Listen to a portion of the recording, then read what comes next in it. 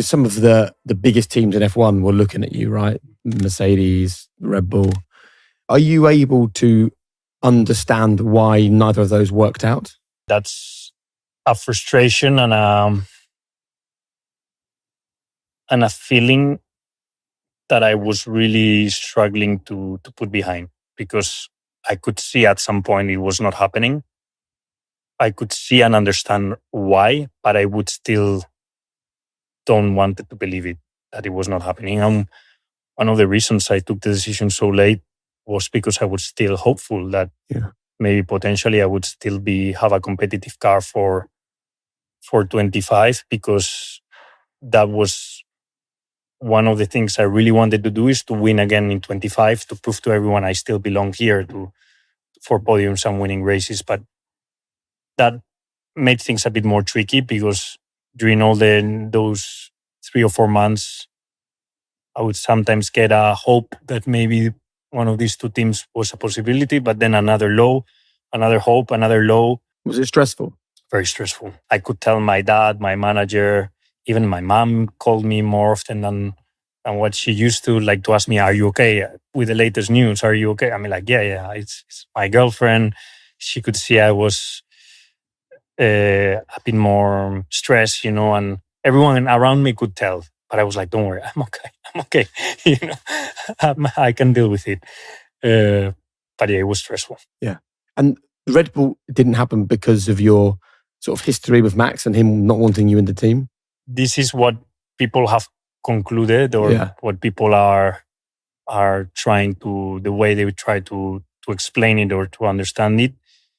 The only thing I can say, you need to go and ask Christian or whoever you seem competent to answer this question. The only thing I could say is I genuinely get on well with Max. Yeah.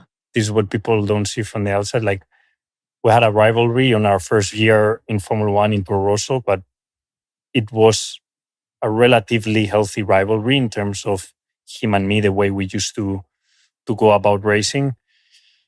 And now we get on really well. So if that's the reason, I don't understand why they wouldn't want me next to Max, because I think we would actually be a very strong pairing in Formula 1. But I can only tell you, if the opportunity would have came, I probably would have taken it. Would have been the right thing for my career, or how would life turn out from that point onwards, we will never know. So it's not worth discussing. What I know is that I needed also a team that fully backed me, that fully gave me, I know what my abilities are as a driver, and I feel like in that sense, Williams has given me the right environment to thrive with all these abilities. And I say, okay, I'm going to go to a place where they treat me the way I deserve. Because if I would have gone to Red Bull, probably with Max there, you're not going to be treated.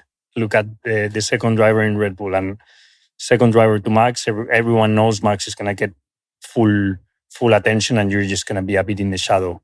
What if finally I go to a place where I'm given the right protagonism and the right leadership, to actually help the team move forward. And I felt Williams and James were very good at selling that to me in a very good way, and giving me that environment to say, I'm actually very looking forward to be in that environment and feeling, you want to use the word loved in the right way, but feeling loved in the right way. And I think that's what makes me smile now being in Williams. So you feel loved?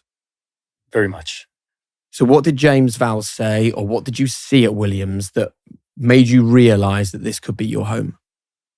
Well, first of all, the fact that James came to me in December in Abu Dhabi race, well before anything happened, and said, I think you're the perfect person to help lead Williams towards my target and my mission, which is to bring Williams to be competitive again. What, before you'd been released by Ferrari? This was well before, 2 months before anything of that happened. And did he know? He tried to get me. Do you think he knew something was going on or not? No, not at all. Really? He knew I was out of contract at the end of that year. I said, I know you're probably going to renew your contract with Ferrari if everything goes well, but just to let you know, I'm here and Williams is here and we want you. tell me what you want. And we started negotiating the contract with Williams just in case already in December. He was the number one guy that came to me well before everything happened. And that gave me already a good impression. Obviously, he's seen in me things that maybe the others are not seeing or are not ended up seeing, or he's looking maybe at more detail. What about Williams and their setup and their leadership? Some specific things that you saw and you thought, "Oh, we're on the right track. We can win. We can win in this." The speed of the car I saw, given they were a bit overweight, given the results and everything, I said, this car is not too bad. This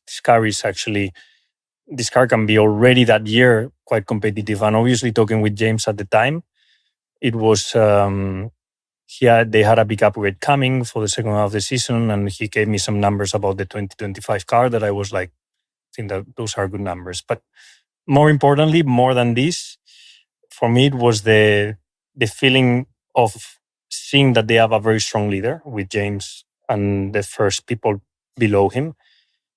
People that are incredibly motivated, people that are incredibly driven in trying to help Williams come back to a top. And I always use this example. I remember when I left McLaren in 2020 to go to Ferrari, I left that team feeling this team is going to win at some point.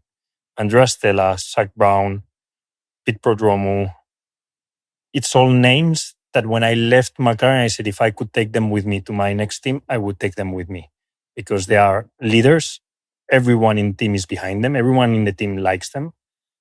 And these people are going to win championships. I don't know if it's going to take them 2 years, 3 years, 4 years, but this team is getting there. 4 years later, McLaren won in 2024.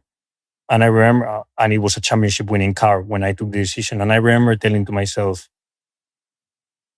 do I see in Williams something similar with the people that I'm talking to? Are the people similar to these characteristics of Andrea, Zach, and company? I said, yes, these are the closest people that I can find to that. And I took the decision based on people, based on James, based on the management, based on people I was talking to rather than based in numbers. And how does James do that? How does he create that culture? I think he's questioning whether Williams is doing the right thing in every single area. Yeah. And saying, are we top level in every single area of, you name it, marketing? Are we top level in marketing? Sponsorship, are we top level in more sponsorship? Are we top level in wind tunnel execution? In how long it takes a front wing to be created? No, we are not top level on any of this, but we want to be. So let's break it and let's rebuild it. And I think this is why the team is progressing at the rate it's progressing. I mean, we were 9th last year in the constructors. This year, we're already 5th. And even in some qualifyings, we have been able to beat the Ferraris, a Mercedes, or a Red Bull. So the team is progressing quickly. Did you ask him how quickly he thinks they can win a race? Yes, and he gave me a very conservative date, which I don't know if I can reveal or not, but it's more towards 27, 28. Knowing that 26 is the key year to take a step forward in the right direction. He always, one of the things I really value from James was that he told me, don't expect much from 25. Say, okay, we will have a more competitive, but we are not going to be, at best, we will be leading the midfield at our best year. And this was super honest because he was like, for me that I wanted to go to a top 10, that someone comes and say, look, I'm going to be, at best, we are leading the midfield in 25. I was like, at least he's telling me the truth. He's being open and honest, and I really value that. So would you agree with 27, 28? Or from what you've seen, do you think it can be 26? I believe it. I'll leave it there.